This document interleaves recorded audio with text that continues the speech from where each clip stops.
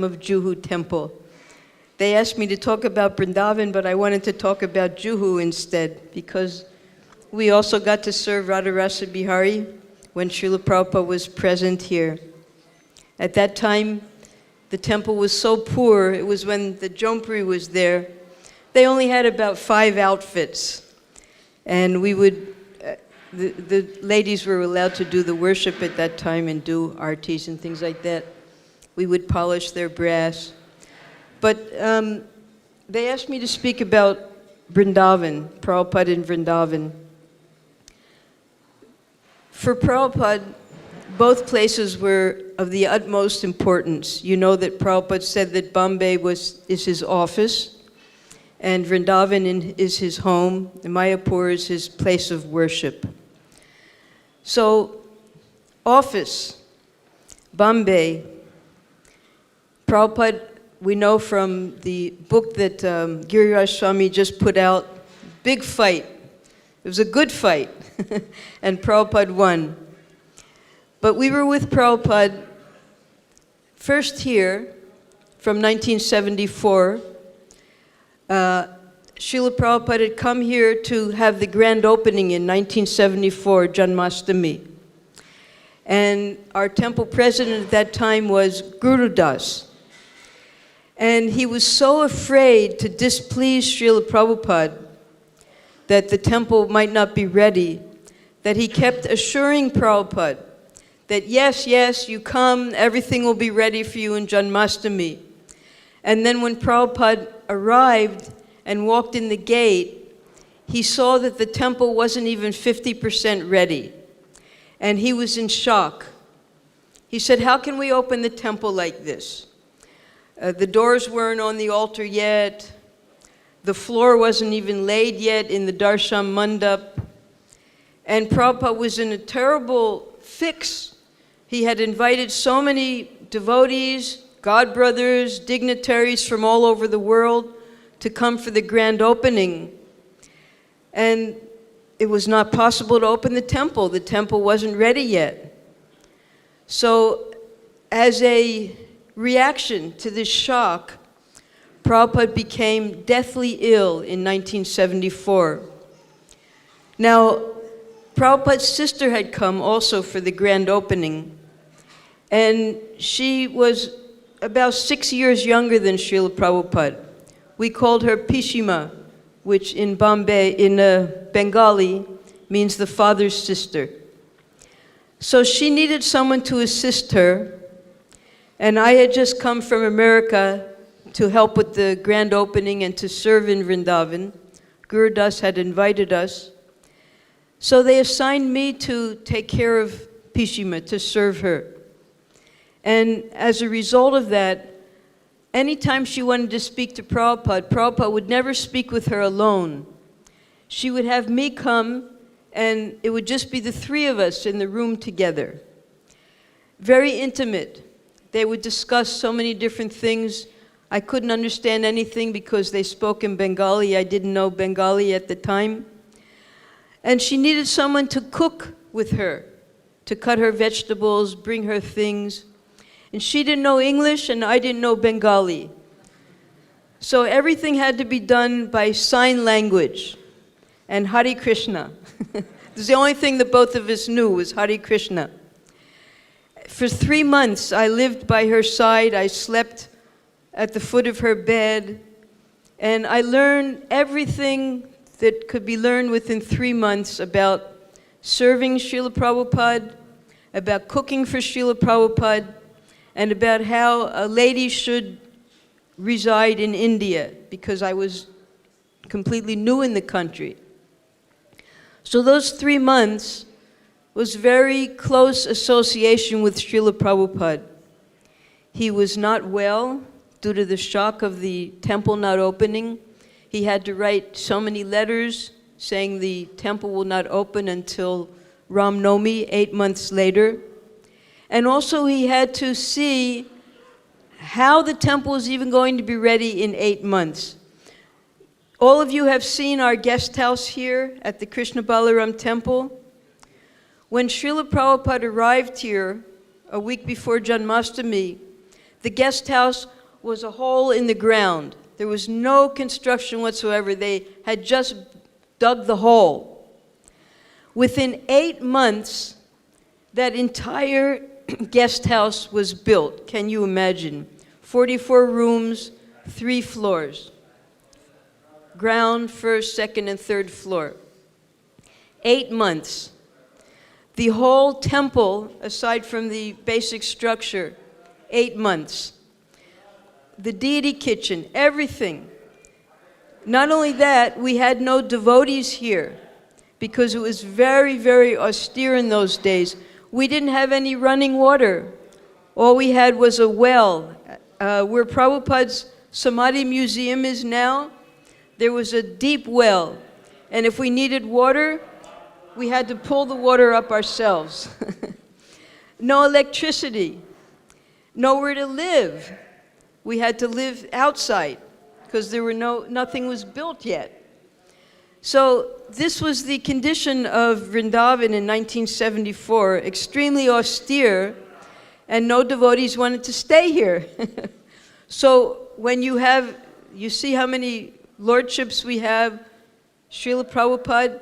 Now here, this murti of Srila Prabhupada that we have at the Krishna Balaram temple, this is the only murti that Srila Prabhupada personally installed of himself during his lifetime. And this murti was non-different from Srila Prabhupada. Sometimes after the temple was open, he would be sitting in his room and the Rajbhog offering would be going on. We could hear the bell ringing at 11 o'clock. And Prabhupada would say to his servant, "Go get the plate. I want to eat." And servant would run up to the head pujari, Drupada, say, "Prabhupada wants his plate." And he said, "Well, the service, it's still going on. The offering is still going on. I can't give it to him." He said, "No, Prabhupada wants to eat his plate of prasadam." So they brought the plate right to Srila Prabhupada's room so he could try and see the quality of the bhoga that they were offering. Can you understand the non-difference? Prabhupada didn't have to wait for the offering to be made. He was going to honor the offering himself. So very special murti of Srila Prabhupada here. He also wanted a murti installed of himself at his rooms at the Radha Damodar temple. Have you all gone to those rooms there? Yes. He said that those rooms were the hub of the spiritual universe, because it was at that place, in the courtyard, by Rupa Goswami's Samadhi and Bhajan Kutir, where the 6 Goswamis would meet every morning to hear Srimad Bhagavatam and to discuss the preaching progress of the Krishna consciousness movement 500 years ago. So we had a murti there at Radha Damodar. We had a murti in the temple. Then after Srila Prabhupada disappeared, we put a murti in Prabhupada's house.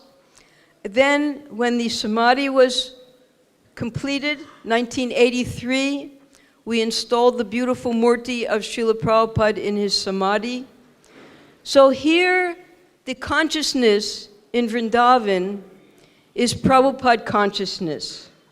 Everywhere you go, Prabhupada is present.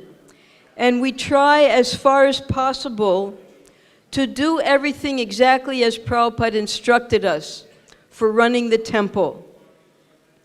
Of course, now everything is expanded so much. The Gurukula building, the Gurukul grew out of it. Now they have 60 acres. I don't know if any of you have seen the new Gurukula. Even I haven't gone to see it yet.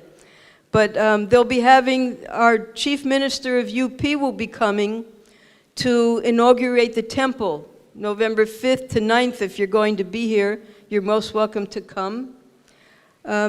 So this Vrindavan project is expanding by the orders of Srila Prabhupada. He wanted a Gurukula with 500 students. He didn't want any government curriculum, so that the children from all over the world could come here and be trained as Vaishnavas. He wanted topmost deity worship. He wanted 25 Goswamis to live here.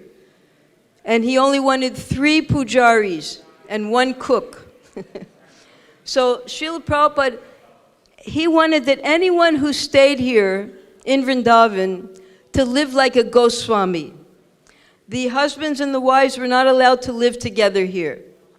The women had to live separately from the men, even if they were married. And he wanted everyone to come to the standard of Goswami. He wanted retired people to live here so that they wouldn't be engaged in family activities. He said, Mayapur, they can have their families, but Vrindavan, that's for the renunciates. So that's why this is also the only place at that time where we had a huge brahmachari ashram. And the brahmacharis would come here hopefully without any distractions, so that they could live a very peaceful brahmachari life, preaching and serving in the temple. So Prabhupada wanted this temple to be ideal. And therefore, any of us who were brave enough to stay here, we got a lot of personal training from Srila Prabhupada. And the training that I got was for cooking, for taking care of his home, and for the garden. They didn't have anyone to do the gardening, so they assigned me for the garden in the temple. Maybe some of you have seen Srila Prabhupada's garden in his house. So we originally laid all of the stones and we got a sapling, a tree, a baby tree from the Kaliya Kadamba tree, and we planted that. We got a tamal tree, we got a pilu tree, all the different auspicious trees that you know, it's like a paradise in there, very peaceful. And then one disciple built the beautiful fountain. There's a step in the fountain, if you look inside. Sometimes Prabhupada would sit on that step and he would take his bath in the fountain when the weather was nice. And then he would have his massage there in the sunlight. We would polish Prabhupada's. When I came here, Prabhupada he would sit on a wooden plank, and from a plastic bucket with a plastic mug, he would take his shower. I said, no, we can't, Prabhupada can't use plastic buckets like us. So I bought him beautiful brass buckets and made them shine like gold. And whatever money I brought from America, I bought all different types of things to make Prabhupada's house nice. And from here, once Pishima taught me how to cook and how to serve Prabhupada, then from here, we went to Bombay. Because when Prabhupada was sick in 1974, he decided to go to Mayapur and recover, because the weather was nicer there than in Vrindavan. It's very austere here, the weather. Very hot and also very cold. It's not like the beautiful weather of Bombay. So he went there, and then from Mayapur, he sent us to Bombay, because the books had just arrived for the first time, the BBT books. We didn't have any books in India for distribution. So the Bhagavatams and all of the books that were being printed at Dai Nippon and in America, they were on a boat. And that shipment had just arrived in Bombay. So Prabhupada had us come to Bombay to start the BBT library party there. And we went from, we were with Prabhupada in Mayapur, then he sent us to Bombay.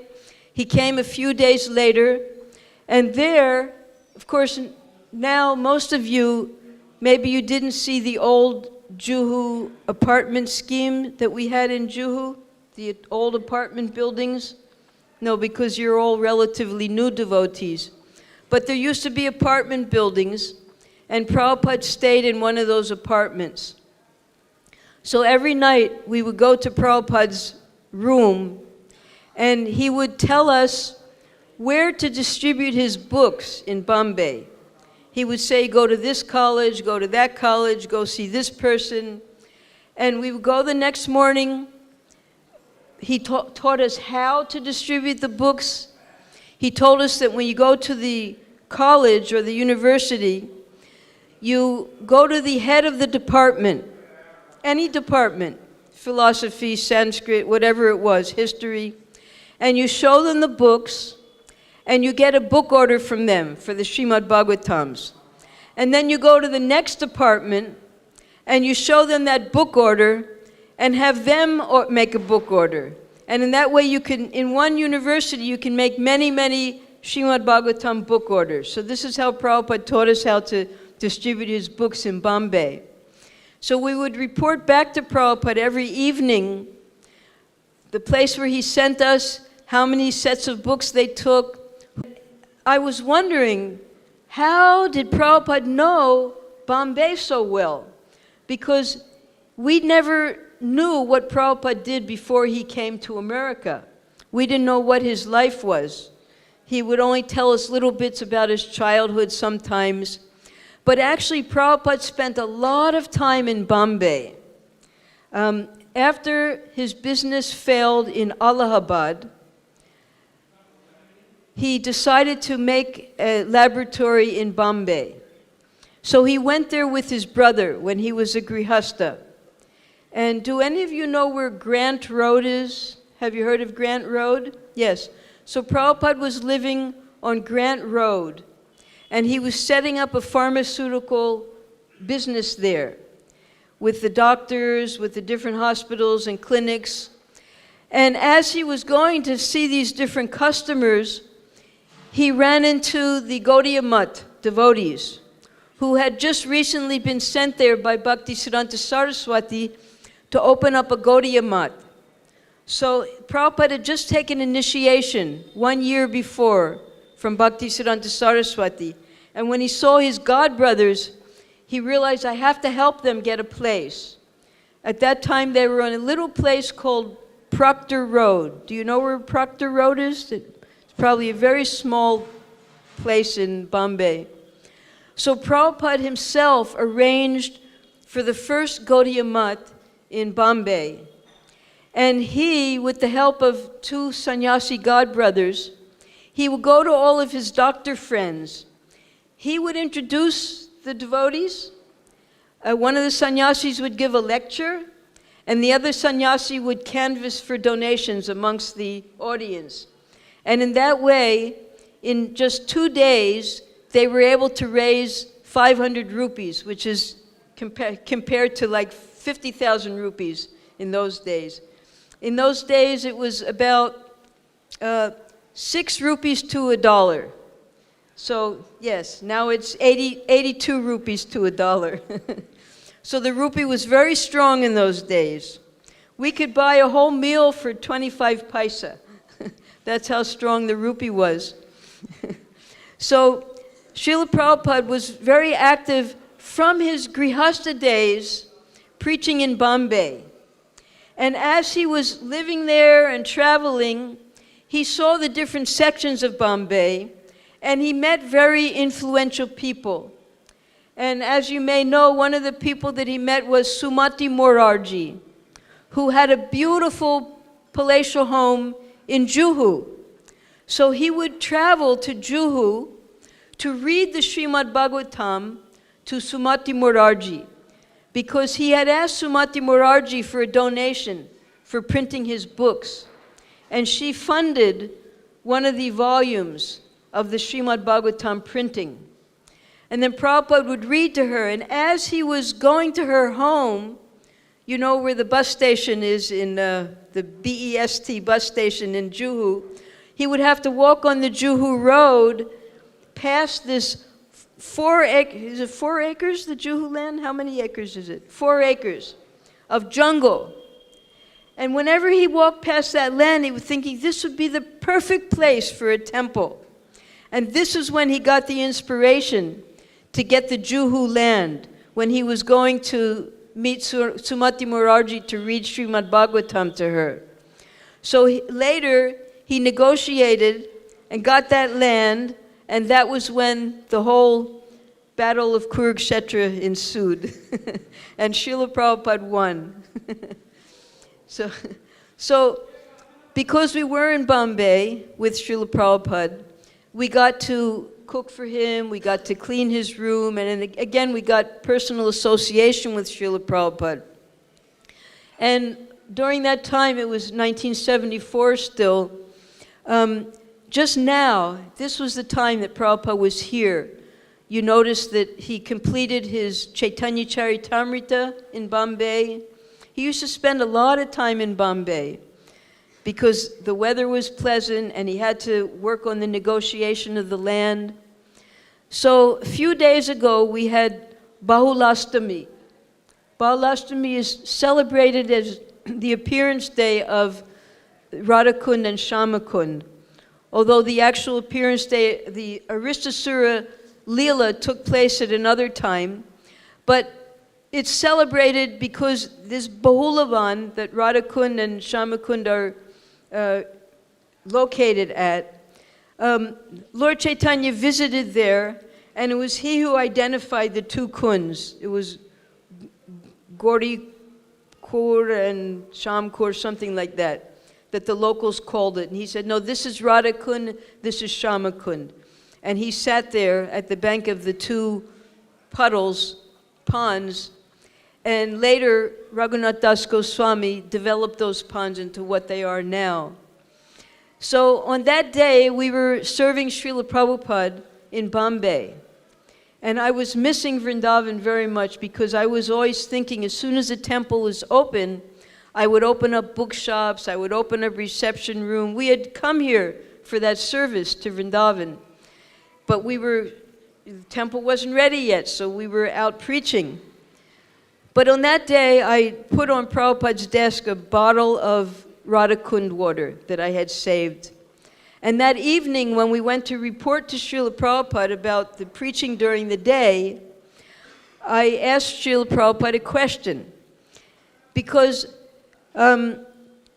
we all know about the sanctity of Radhakund. In those days, we didn't have yet the Upadesh Amrit. Have any of you read Upadesh Amrit? Very nice.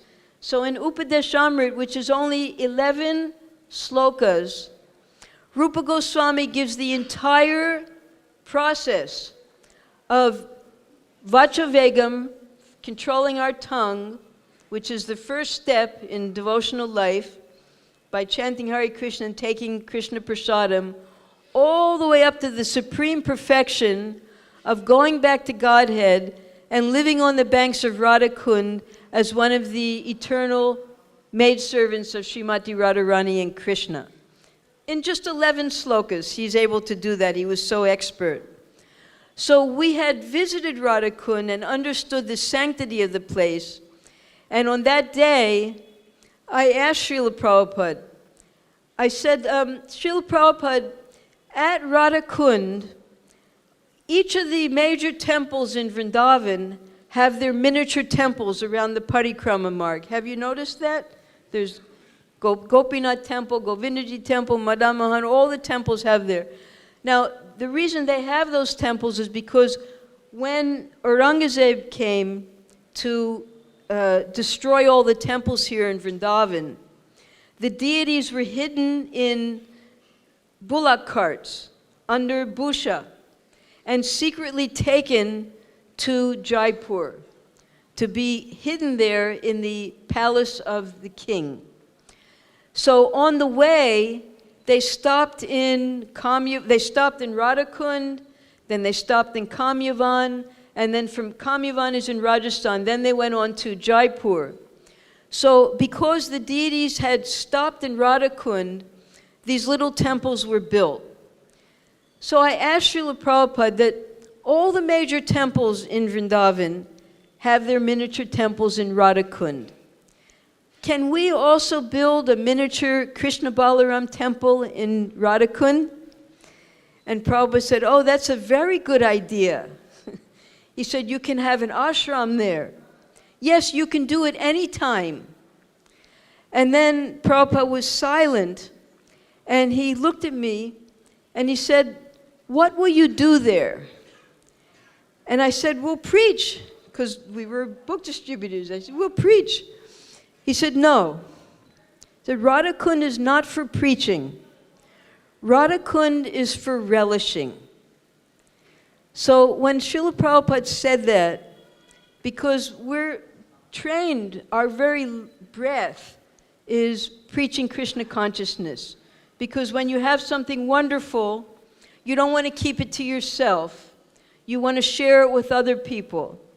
So from the time that we became devotees, as soon as we learned anything, we would preach to others, distributing books, giving classes, just like we're doing now. For 52 years now, I've been doing the same thing. Distributing books, lecturing, no difference. It has nothing to do with time difference or elevation or the new devotee, old devotee. New devotees and old devotees do the same thing. They try to help others become Krishna conscious. So when Prabhupada said that Radha Kund is not for preaching, Radha Kund is for relishing, so that made a whole new dimension, because there are two different classes of devotees. One is the Goshthianandis, and the other is the Bhajananandis. The Goshthianandis are preachers.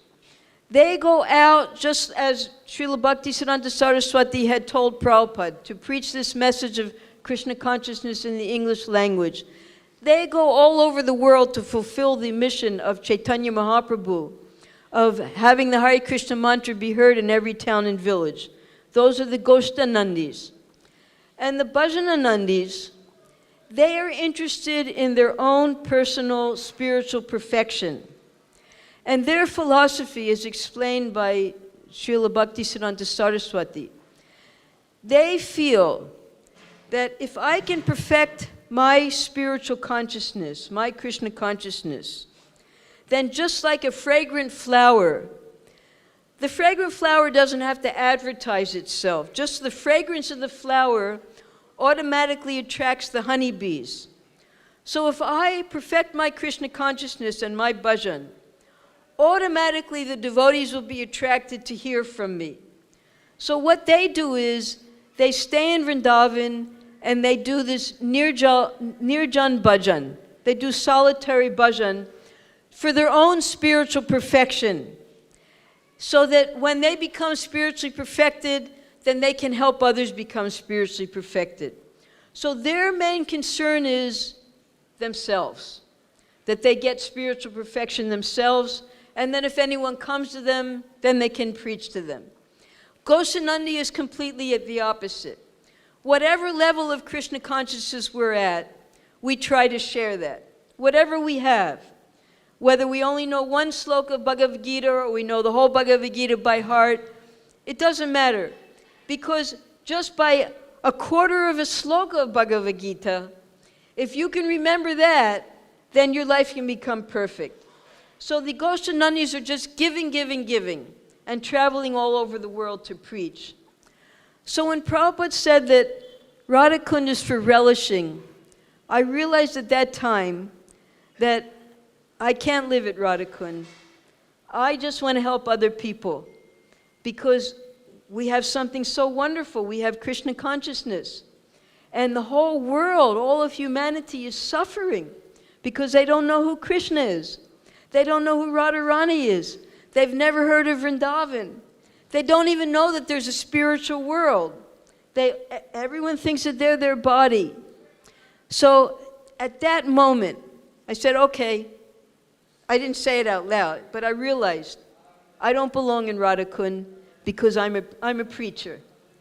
So this was a great turning point in my life, because a lot of times devotees, you'll come, and Prabhupada used to be very much opposed to this. They come here and they think, well, I've made it to Vrindavan, now I'll just do whatever I want here and I'll live like the Brijbasis and forget about the temple, forget about preaching, I'll become a Brijbasi, and we never see them again. They go to live at Radha Kund and who knows what they're doing. So Prabhupada, he said, don't be like monkeys jumping over the back back of your spiritual master. You know how the monkeys, when they're sitting on a wall, they'll jump over the monkey on the wall. Don't be like a monkey jumping over the back of your spiritual master. If you go prematurely to Radha Kund, it becomes Naraka Kund, just like hell. Because if you're not qualified, what is the qualification? The qualification is the mercy of the spiritual master. If you try to overstep the instructions of your spiritual master, then you can destroy your entire spiritual life. So Srila Prabhupada, because he was so compassionate, he left Vrindavan, he went to Bombay. From Bombay, he went to America. From America, even at an old age, like I'm 72 now, Srila Prabhupada, he was on the boat at the age of 70. From the age of 70 to the age of 81, he was able to open 108 temples and initiate 5,000 devotees all over the world. That's in old age. So who can do that? Now, even in our youth, to even open one temple, if each one of you opened a temple around the world, that would be a great benefit. But who has that spiritual potency to go out alone, all by yourself, in an unknown place, sit under a tree and start chanting Hare Krishna like Prabhupada did? So he had such courage. And this is all because he took the instruction of his spiritual master very seriously. He knew that this was Lord Chaitanya's desire. And Bhaktivinoda Thakur, he predicted that there would be a Senapati who would take this Krishna consciousness all over the world. And when Srila Bhaktisiddhanta Saraswati sent his disciples to Germany and to London, he paid all of their expenses. He was sending 10,000 rupees a month just so that they could establish one little center in London. And it was unsuccessful. They came back with 2 devotees. And they didn't even make the money. It was being sent from India so that they could establish these centers. When they came back, Srila Bhaktisiddhanta Saraswati, he was looking around at the devotees and he put his glance on Srila Prabhupada. He said, in the future, someone amongst you will be successful in this mission to take Krishna consciousness all over the world. And then very strongly he looked at our Srila Prabhupada. So Prabhupada, because he took the instruction of his spiritual master so seriously, it became his life and soul. Therefore, we're all sitting here right now.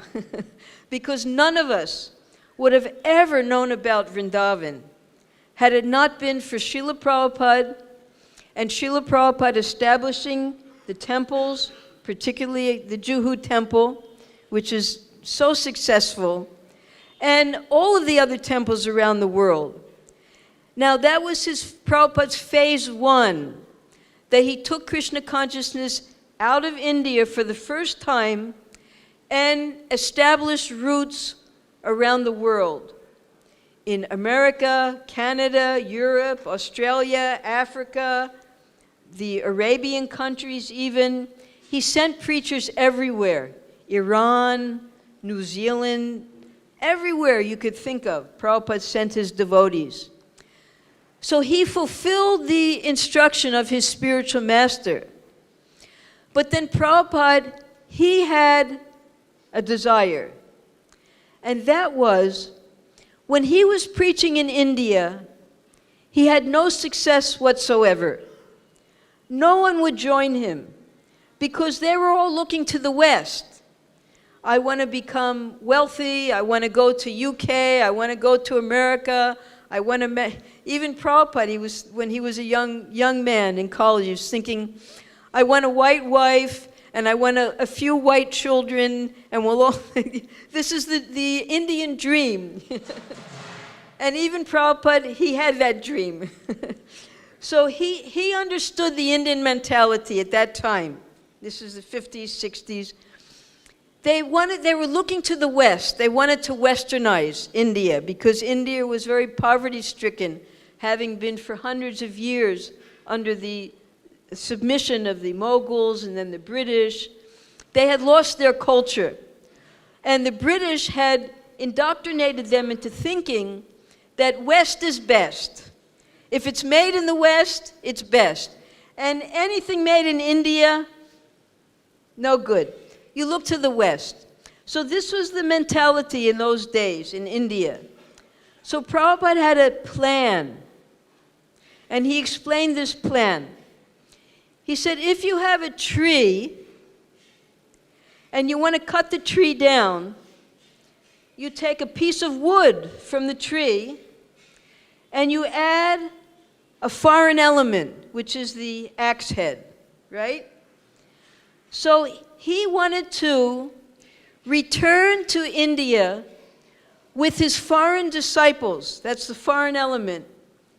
And in that way, he wanted to cut down this entire mentality within India and show that now the Westerners, they have embraced your own culture.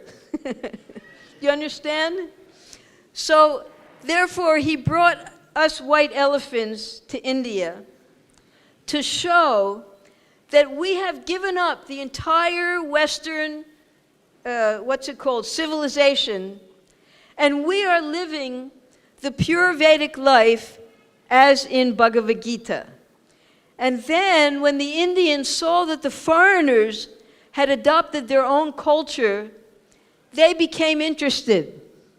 So Prabhupada used his foreign disciples to then conquer all of India. There's no place more successful in preaching than India. The amount of books we distribute, you can't even count how many ISKCON temples there are now. Does anyone know how many ISKCON temples there are in India? There must be over 100 by now. More than the entire world put together. Because Prabhupada, he lit the match. And now it's become a huge, like a forest fire of Krishna consciousness all over India. He was so intelligent how to attract each one of you sitting here. Because at some time or other, each one of you must have thought, let me go to the West, get a good job, become wealthy, settle over there. There's nothing here in India. But now you have adopted your very own culture again. And you're happy, right? Is everyone happy chanting Hare Krishna? Yes. So Prabhupada, he took it a step further. Not only did he fulfill the order of his spiritual master, but he fulfilled that dream he had of reestablishing the Vedic culture here in India itself, the motherland of the Vedas. So this is the greatness of Srila Prabhupada. And therefore, if you study his life, like Prabhupada, he gives a little analogy. He says if you want to learn about the government of India, you have to read so many books. But if you become friends with the Prime Minister of India and spend a little bit of time with him, you'll learn about the entire government within a few hours. So he said, if you want to learn about Krishna, well, how do we learn about Krishna? No one can know everything about Krishna. But Krishna explains in the 7th chapter of the Bhagavad Gita that if you take shelter of him, and if you render service to him and always think of him, then you can know him in full. That's the first sloka of the 7th. The seventh chapter is the beginning of the central portion of Bhagavad Gita that explains devotional service. And the first thing Krishna tells Arjuna is the perfection of yoga. Yoga was explained in the first 6 chapters. And the conclusion is the last verse of the 6th chapter, Yogi Nama Pi Sarvesham, of all yogis, he who always thinks of me, he is the best yogi. Then from the 7th chapter onwards to the 12th chapter, Krishna begins to explain the process of devotional service and who is qualified to take up that process.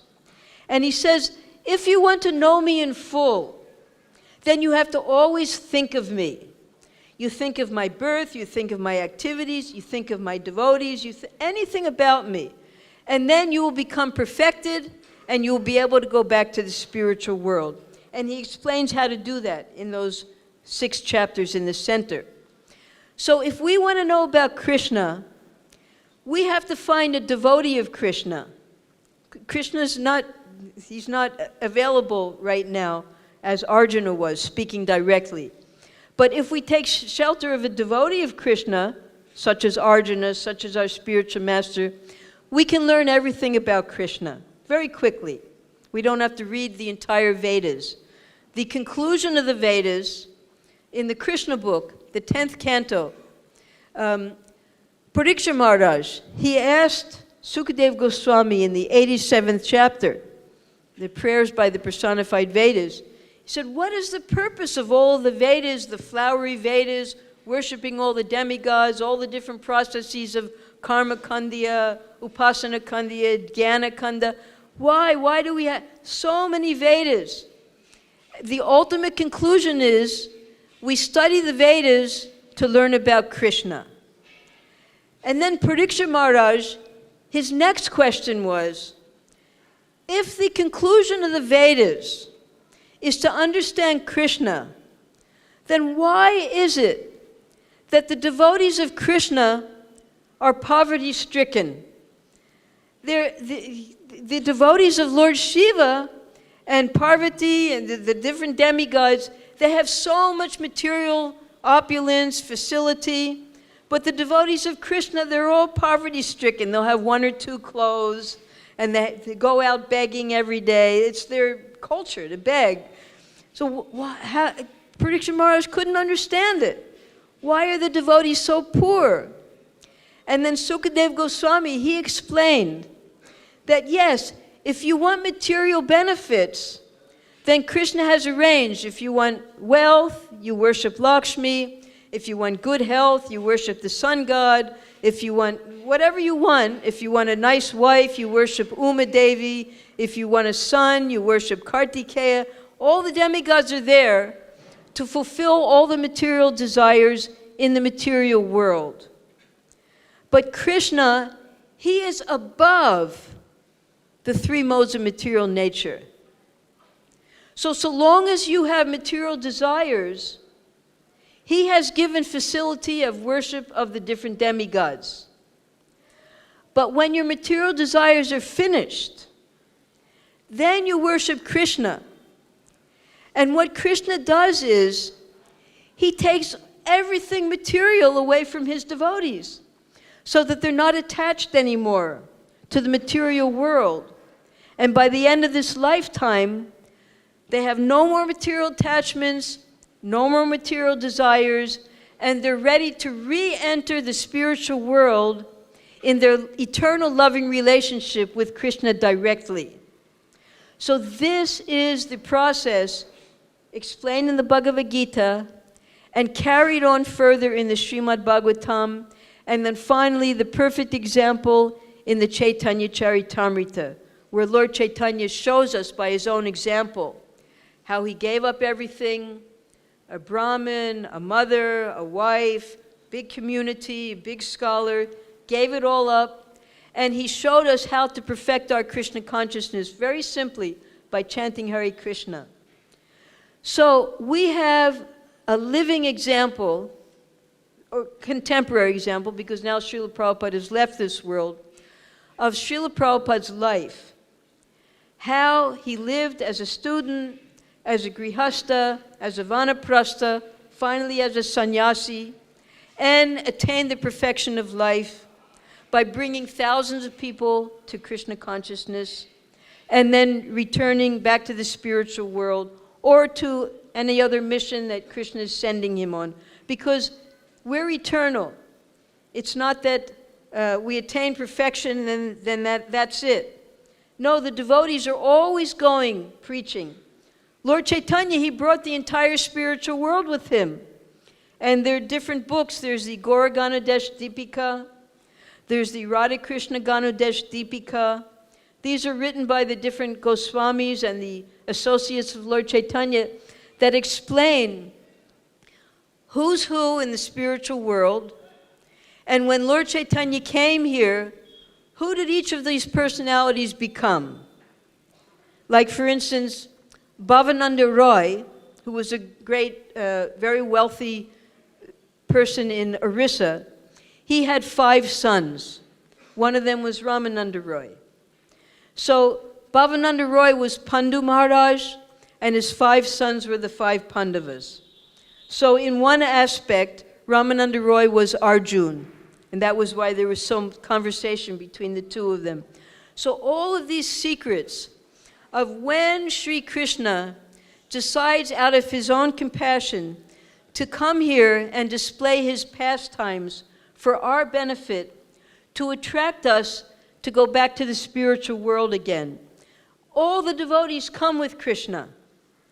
So when you become an eternal, again, return to the spiritual world, become an eternal associate of the Supreme Lord, then you'll travel also with the Supreme Lord to preach Krishna consciousness and attract people back to the perfection of life.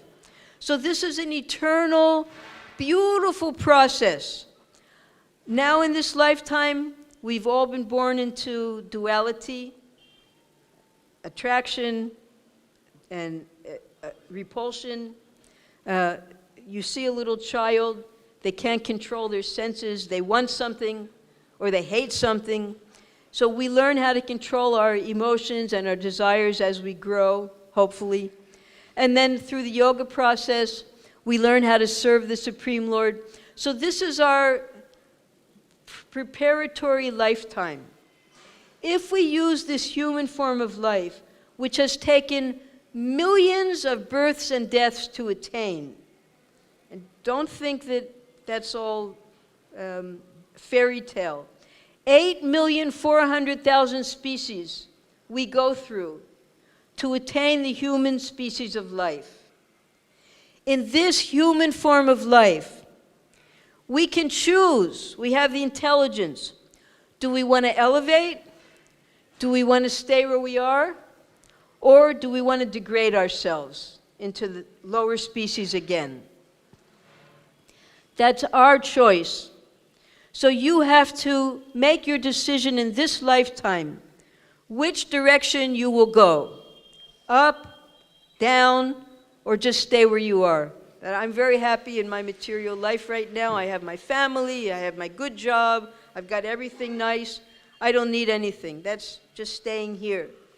But there's no guarantee what your next life will be. Because whatever you're thinking of at the time of death, that's the type of body you're going to attain. So yoga teaches us, trains our mind, so that we're thinking of Krishna at the time of death. And to stay in the association of devotees means at that time of death, the devotees will be chanting Hare Krishna in your ear. Because Maharaj Kulakshetri says, the throat is all clogged up with mucus, we can't see, we can't hear. But the devotees will be chanting very loudly the Hare Krishna Maha Mantra, so that you will be able to think of Krishna at the time of death and return to him. So those two things are very important. Internally, we make the choice that yes, I'm going to use this lifetime to perfect my love for Krishna, and I'm going to stay in the association of devotees so that I can always be learning how to serve Krishna better. And I can think of Krishna at the time of death then. So this is the lesson we have to learn by studying Bhagavad Gita. We have to see where we are in this process. Are we still demons that we don't want to serve Krishna? Or have we come to the platform where we know we're suffering, we turn to Krishna to alleviate our suffering?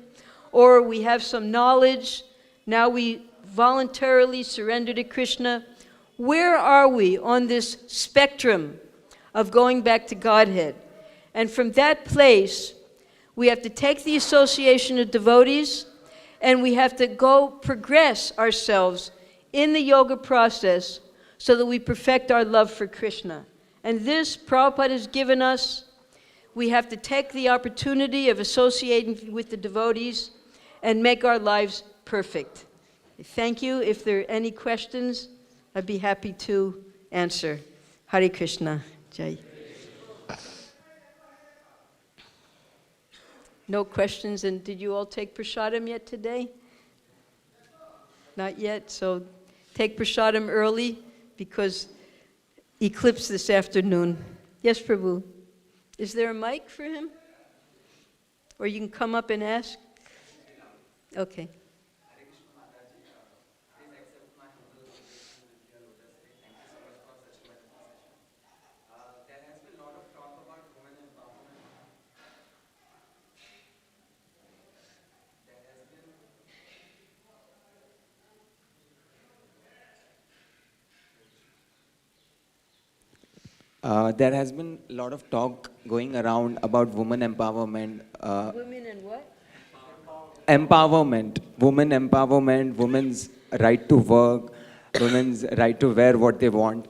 So you came from America, very liberal society. So did you ever felt that your rights were suppressed or you were being dominated by men? So could you just share your little experience about that in that front? No, I never. Because as soon as we think I'm a woman and you're a man, that immediately that's not spiritual consciousness. So I don't see things in that light at all. We're all living entities. We have particular bodies according to our previous karma. And with that body comes a certain amount of intelligence, a certain amount of ability.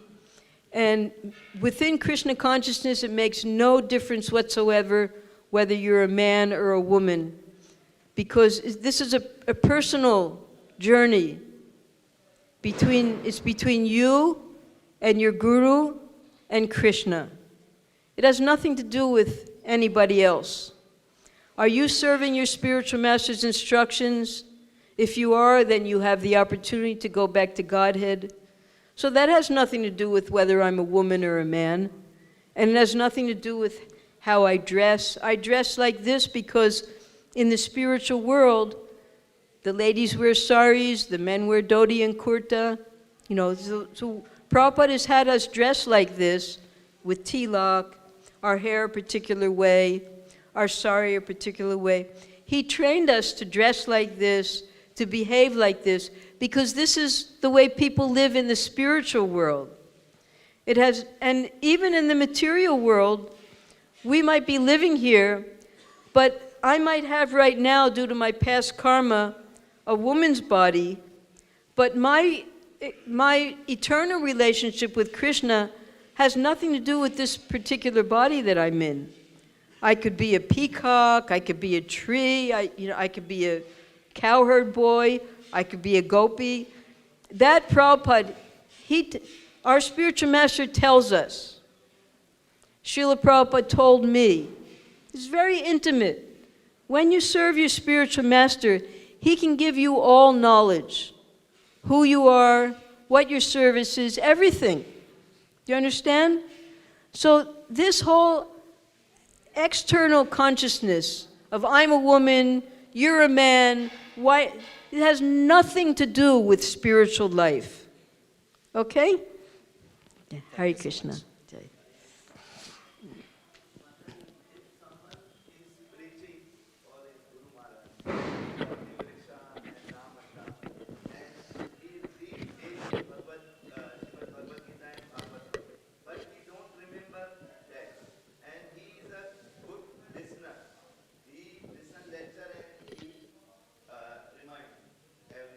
Yes. And in class or in Bhakti Vriksha, he take points from what he listens, but he can't remember what he had read in Bhagavad Gita or Bhagavatam.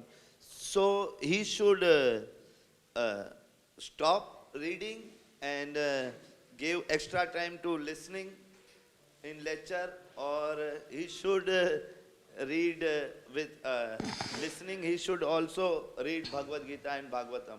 He can't remember that. He read, but he can't remember. What should he do? Well, Lord Chaitanya, when he was traveling, he went to Sri Rangam.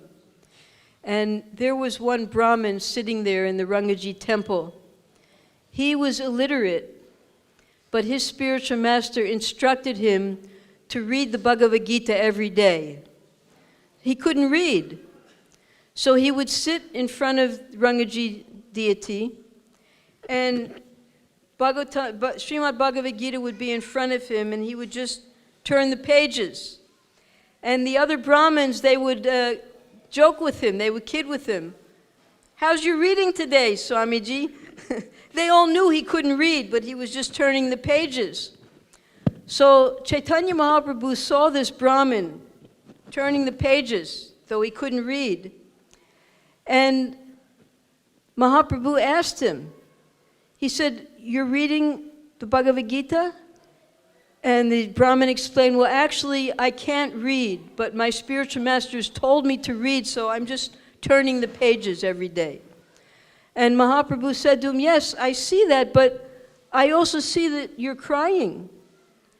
And the Brahmin said, "Yes, I'm crying because as I'm turning the pages, I'm just remembering Krishna taking the role of the charioteer of his devotee, Arjuna, and how merciful Krishna is to his devotee. And every time I see that picture in my mind, it brings tears to my eyes, how merciful Krishna is." And Mahaprabhu embraced him, and he said, "You are the real reader of the Bhagavad Gita. You have understood Bhagavad Gita properly." So not all of us have the amount of intelligence to memorize slokas and to be able to speak those slokas very nicely. But if we get the essence by hearing properly, then our spiritual life can also become perfect. Okay? Thank you. Hare Krishna. Hare Krishna, Mataji. At the back. So, Where are you? at the back, Mataji. My hand is raised. Stand up. Oh, you're really in the back. Okay. So, Mataji, in a few days, it is Srila Prabhupada's disappearance day. And in a few days, it is Srila Prabhupada's disappearance day. And we read in Leelamrit that up until the end, Srila Prabhupada was writing his purports. In fact, that Brahma Vimohan... Speaking his purports. He was speaking his purports. Yes. So, it seems humanly impossible for a person with that much physical ailment to do that. Could you tell us something about those last couple of months, especially in terms of Prabhupada speaking his purports? Yes.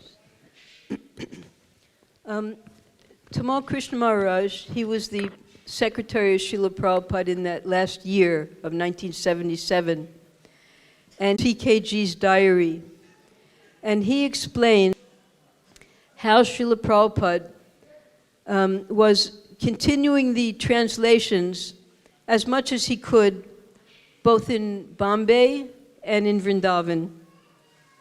Now, in Bombay, of course, Prabhupada always carried his dictaphone with him wherever he went.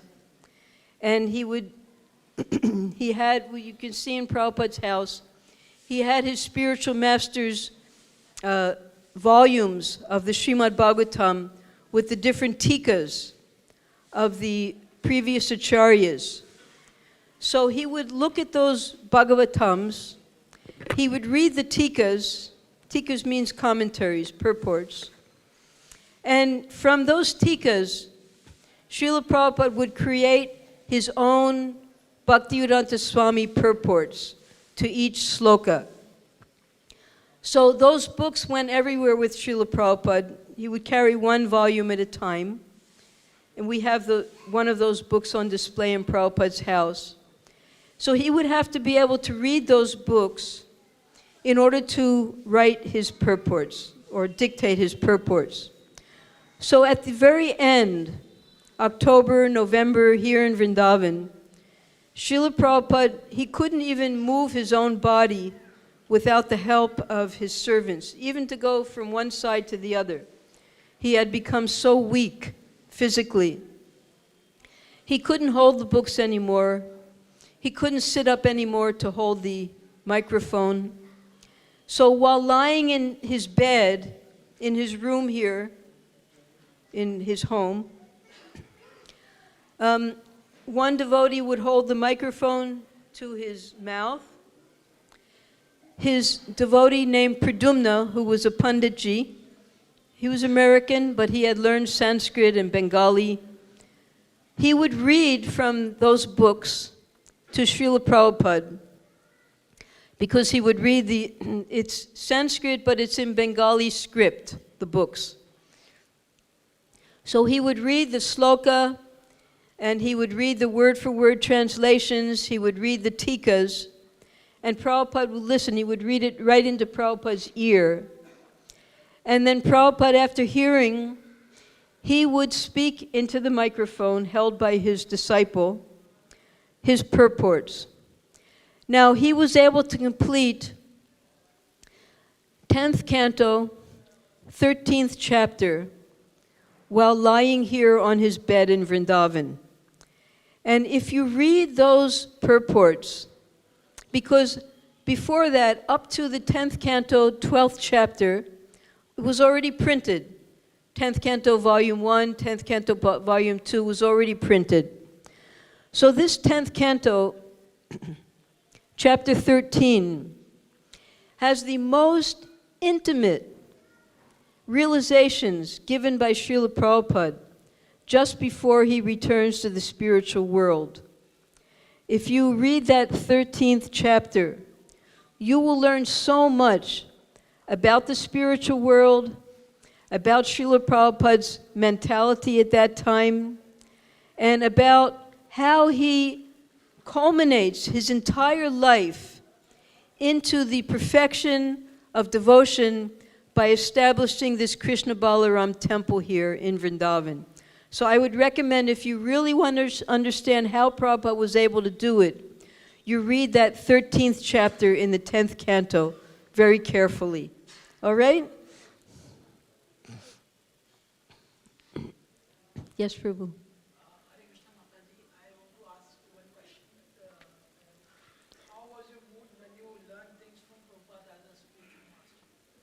My mood, yes, well, a devotee, a disciple, always thinks himself a fool in front of the spiritual master. So, because you could say, you know, Srila Prabhupada accepted his first disciples in 1966. And I took initiation in 1970.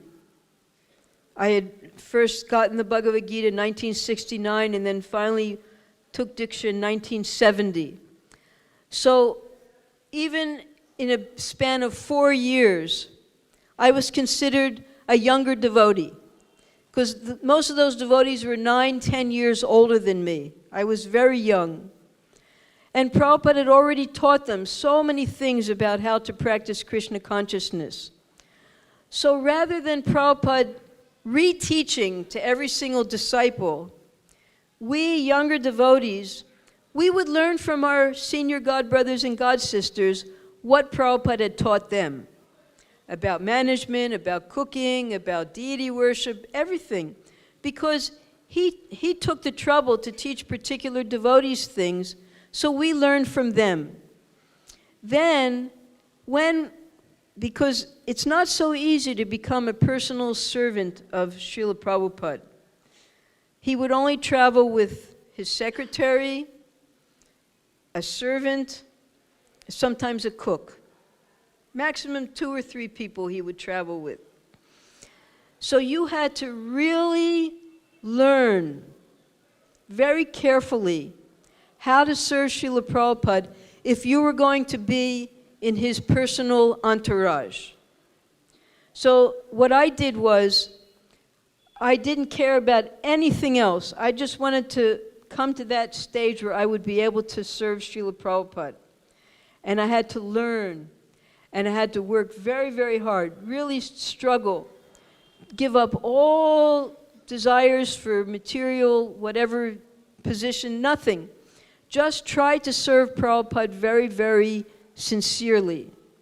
And after 4 years after initiation, Prabhupada allowed me to enter into his personal service by learning how to cook from his sister, and then learning how to take care of his house from Jamuna Devi before she left Vrindavan. So the secret is you learn from your seniors. And those seniors, they will teach you how to serve the spiritual master nicely. And when you've learned nicely, then you can, Srila Prabhupada, out of his mercy, he will start to give you personal instructions. So that's exactly what happened in my life. Once I learned how to cook, then Prabhupada would call me in, he would tell me what he wanted that day, he would tell me different instructions. So that comes by the mercy, not by directly going to the Guru, but learning from your seniors how to serve. And that's the importance of association with devotees. Don't try to, just like, don't try to see Krishna directly, but act in such a way that Krishna wants to see you. So you learn how to serve from your seniors. And then your Guru Maharaj will see that you're doing a very nice service, and then he will bestow his mercy upon you by giving you personal instructions. Okay. Don't try to jump. Yes, Prabhu. Could you kindly share any fond memories of you, Srila Prabhupada, in Juhu? Any Fond memories. what? Fond memories. Oh, fond memories. So many fond memories of Srila Prabhupada. Radha Rasbihari. Yes, of course, in Juhu. All right.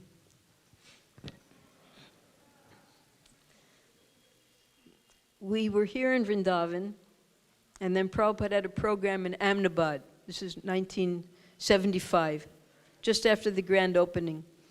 So we went with Prabhupada to Ahmedabad, to the program. And then Prabhupada, he left after a 5-day program. He came to Bombay, to Juhu, and we followed that night by train. We means my husband and I. So we arrived, we took the train from Ahmedabad, we arrived at like 5 in the morning. And Prabhupada was just going out on his morning walk. And we had just come from the train station. And we got to see Prabhupada, and Prabhupada saw that we had arrived.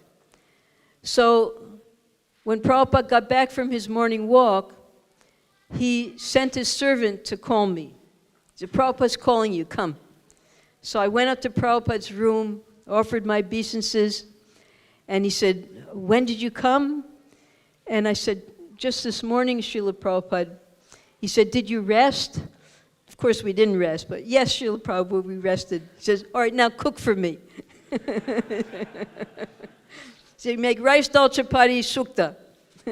Rice, because this is, I knew, what to make from his sister. I knew how to make sukta, I knew. So my first time in Bombay, I did whatever I could. I got everything together and cooked it and brought it in. You had to be exactly on time with Srila Prabhupada, everything. So he took his meal, and then that night, he left for South Africa, Mauritius and South Africa.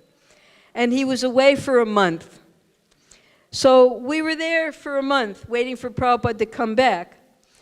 And Giriraj, who was the temple president at that time, when I saw Prabhupada's quarters there, it just looked like a barren apartment. I said, please let me make this apartment beautiful for Prabhupada.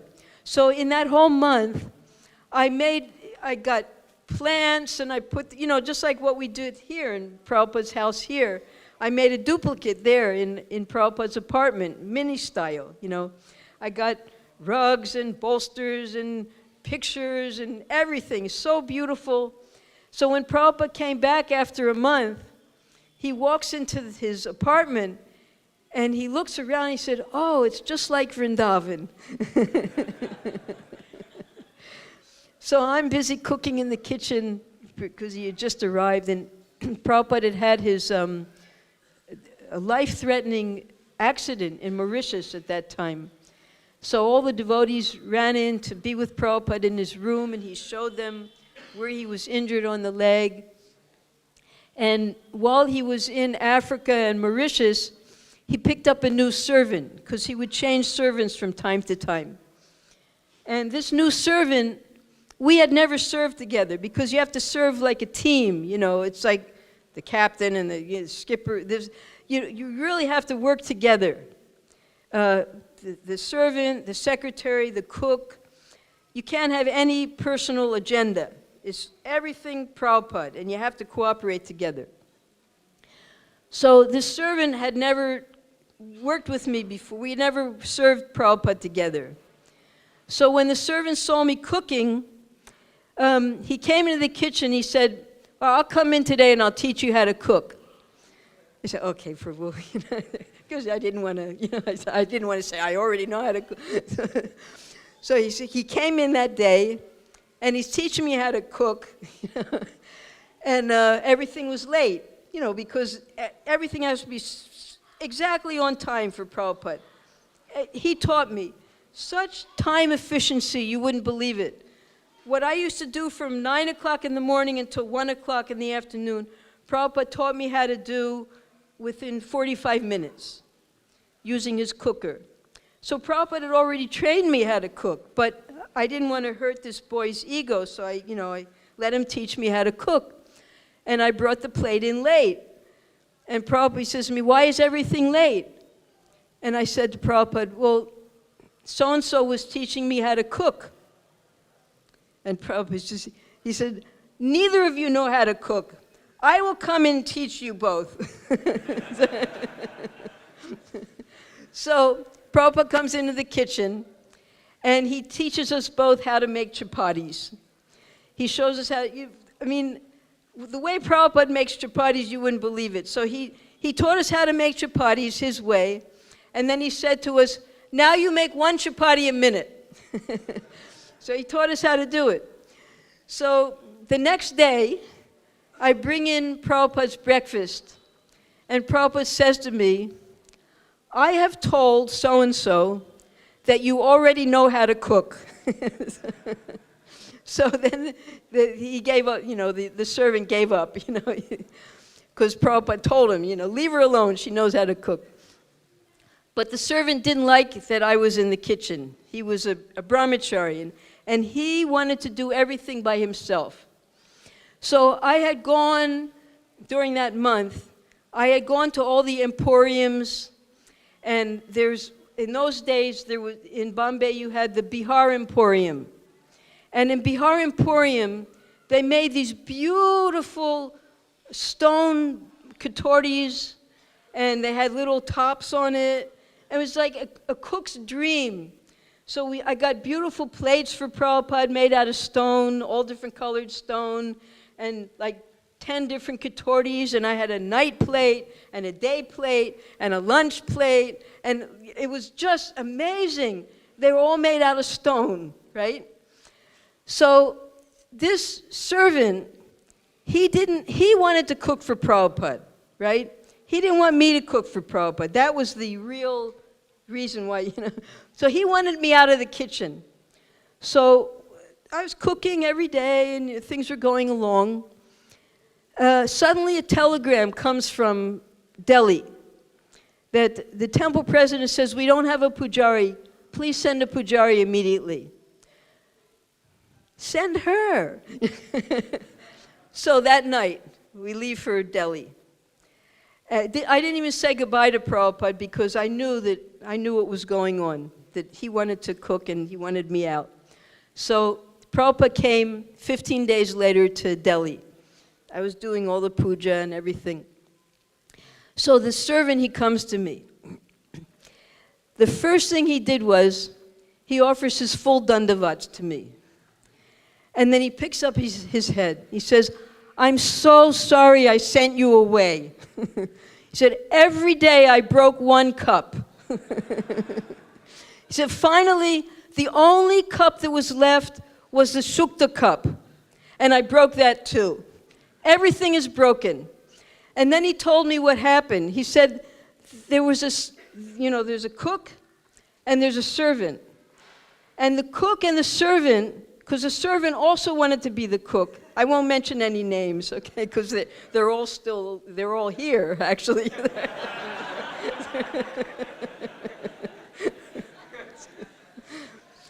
So the servant, he was massaging Prabhupada, and Prabhupada would take a bath every day, and you'd have to plug in those days, we'd had to use these immersion heaters, you know?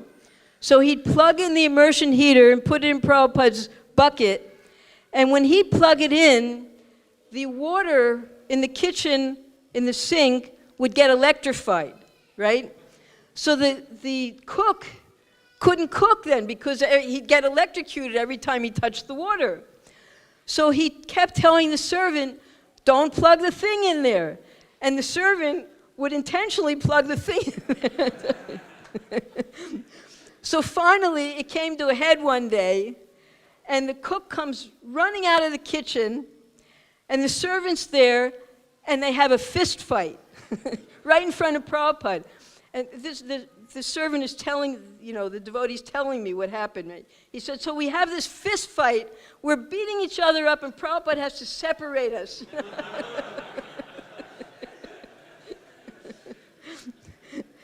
And then he gave them a very important instruction.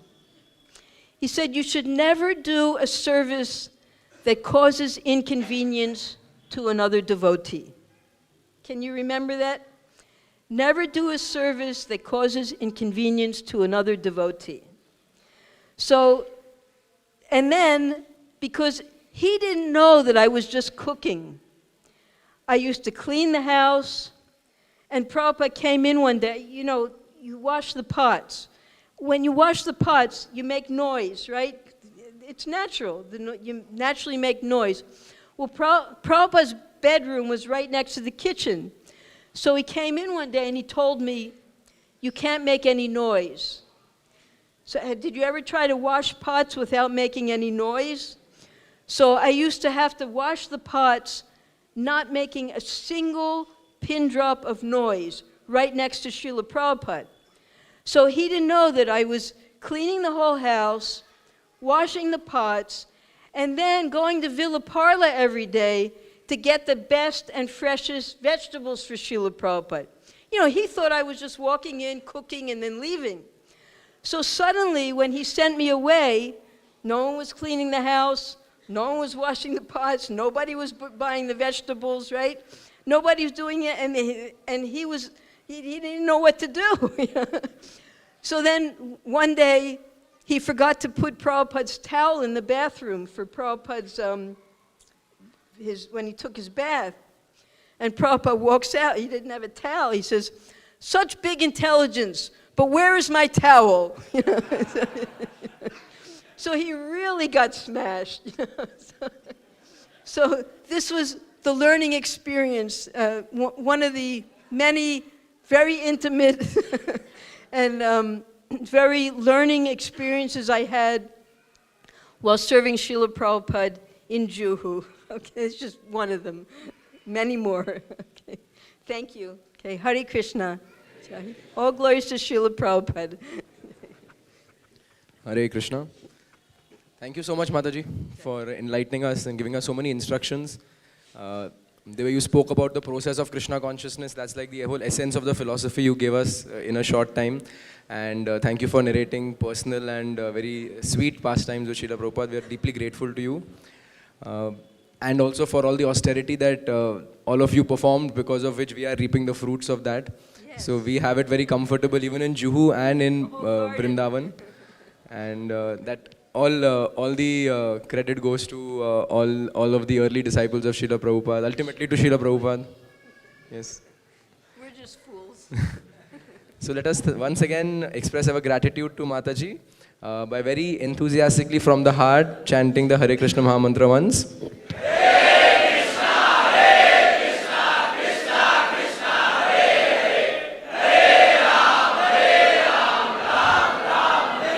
Thank you very much, Mataji. Srila Prabhupada ki.